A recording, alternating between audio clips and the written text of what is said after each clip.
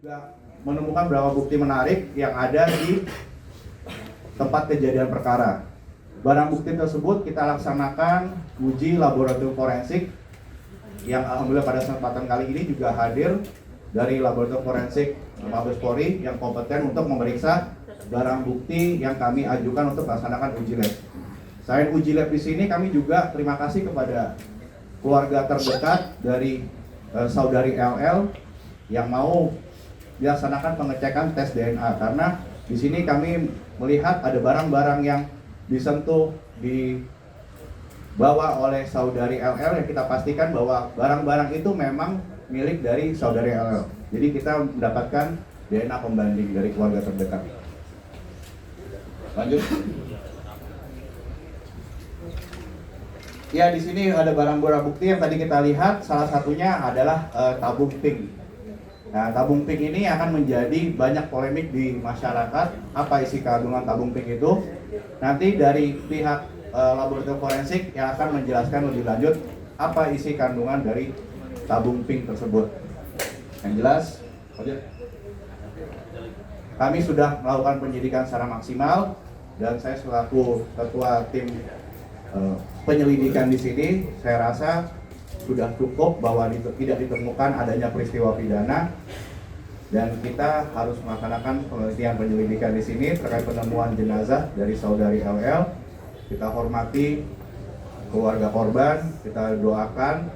Di sini kita coba introspeksi diri, jangan menimbulkan polemik-polemik. Saya minta, karena apa yang sudah saudari LL lakukan di sini, perbuat di sini, saya rasa tidak ada yang di sini melawan hukum.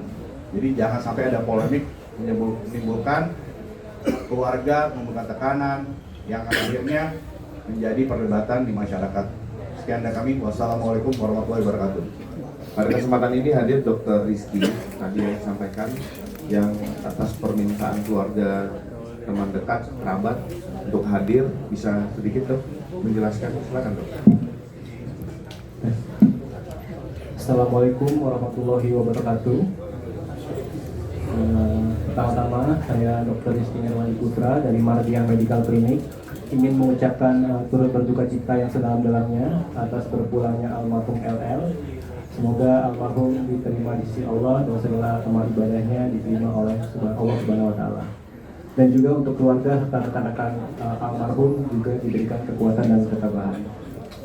Kemudian yang saya hormati Bapak Kabid Humas Polda Metro Jaya, Bapak Kasubdit Narkoba Barreskrim Polri, Bapak Kasat Reskrim Polres Jakarta Selatan, perwakilan dari tim Kementerian Kesehatan bidang farmasi, dan juga perwakilan dari Lab Polri. Izinkan saya di sini mengklarifikasi isu-isu yang beredar. Sebelumnya saya menghormati proses yang berjalan di kepolisian, sehingga saya menahan diri untuk tidak menyampaikan informasi apapun guna mendahului dari kepolisian. Jadi sedikit saya ceritakan awal mula saya hadir di lokasi diketemukannya almarhum LL.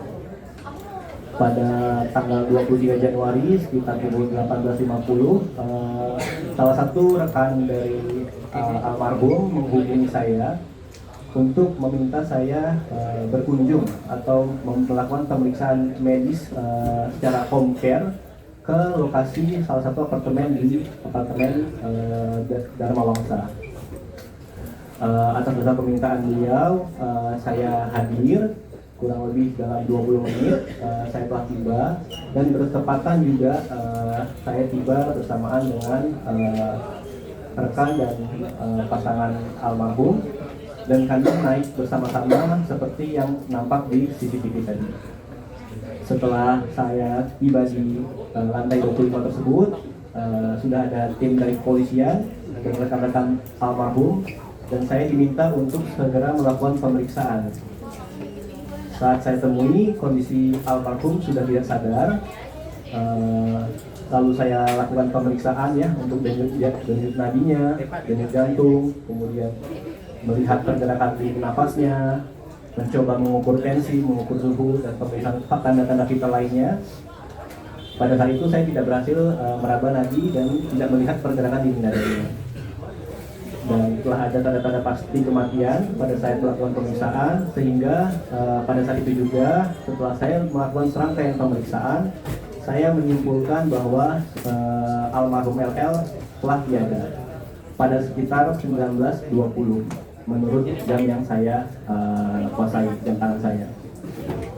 Kemudian setelah selesai saya menyatakan almarhum telah tiada, bagaimana SOP yang berlaku di klinik saya, karena surat izin praktek saya berasal dari salah satu klinik di Depok, yaitu Mardian Medical Clinic, maka adalah kewajiban saya mendokumentasikan temuan pemeriksaan saya dan kesimpulan sementara saya, dugaan diagnosa sementara saya dalam bentuk surat. Jika pasien sehat mungkin tes medis, kalau pasien yang telah tiada kita sampaikan dalam surat keterangan kematian.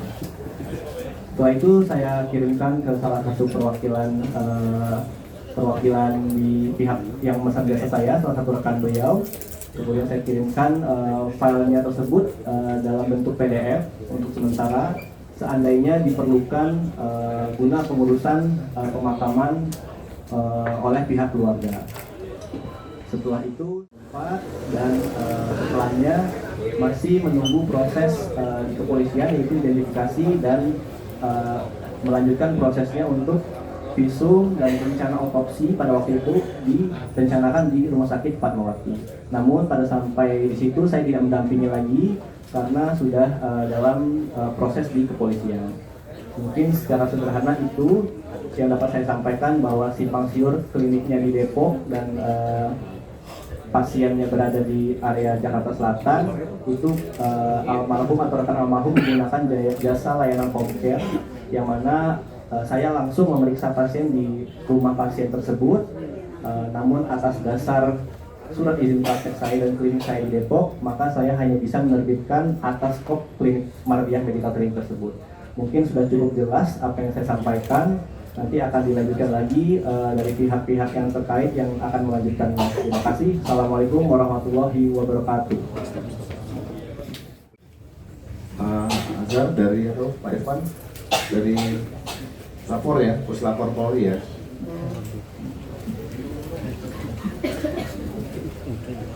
Assalamualaikum warahmatullahi wabarakatuh.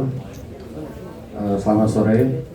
Yang kami hormati Bapak Kabid Humas Polda Metro Jaya, Kasubdit 3 Res Narkoba Barreskrim Polri, Pak Kasat, dan para narasumber juga rekan-rekan media.